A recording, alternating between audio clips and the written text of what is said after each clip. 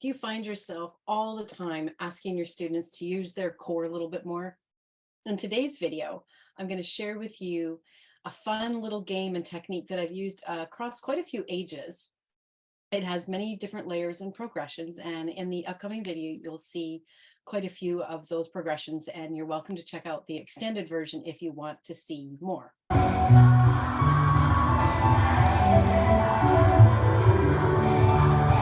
So what this technique is all about is simply about bringing awareness through touch to the four quadrants of the body that, to me, when they're communicating, leads to core connectivity, which is a little different than working on core strength or even core engagement, where students aren't quite sure what that means. In my opinion, it's a great idea to start with just the touch of the quadrants of the shoulders and then the hips to get students aware of the parts of the body that need to have communication.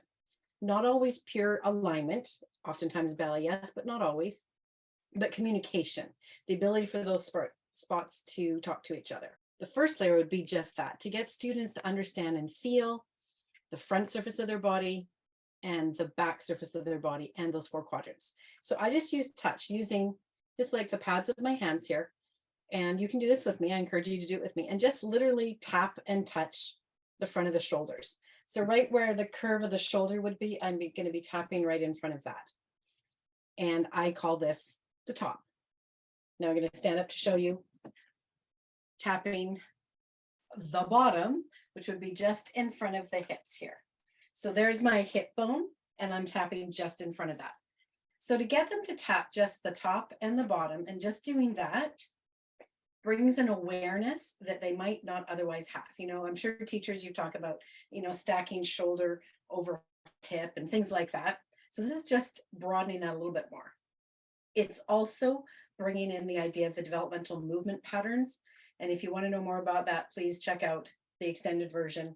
But here's just today the short version. So what I get students to do is tap and say out loud. So this is good for the brain as well as the body, talking top, bottom, top, bottom. Now, since I work mostly with ballet students, modern students, I'm going to do an 8-count phrase. So I just do top, bottom, top, bottom.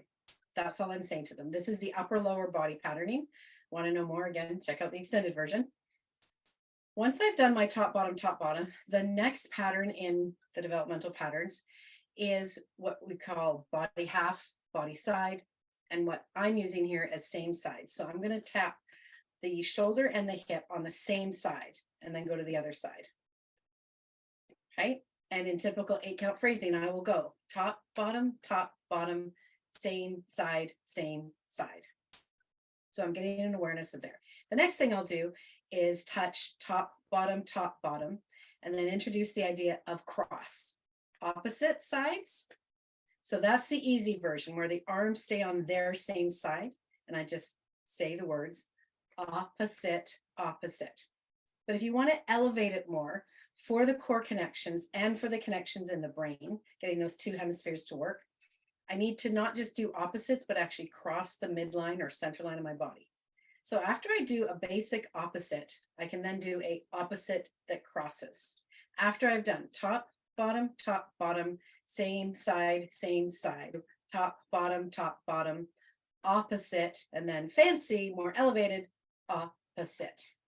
I'm sure you'll have questions and want to know more, but I respect your time. So if you get this and go, I got it, I'm going to run with it and do it, great, have at it. And if you want to dig in a little bit more and know more about the developmental patterns, some more variations that I didn't get to in this one class, therefore I can't show it to you here, then please check out the extended version that I've linked to at the end of this video. All right, thanks for watching and enjoy. And I'd love to hear in the comments below how it goes for you in your feelings, and of course, how it goes with your students if you go ahead and try it out.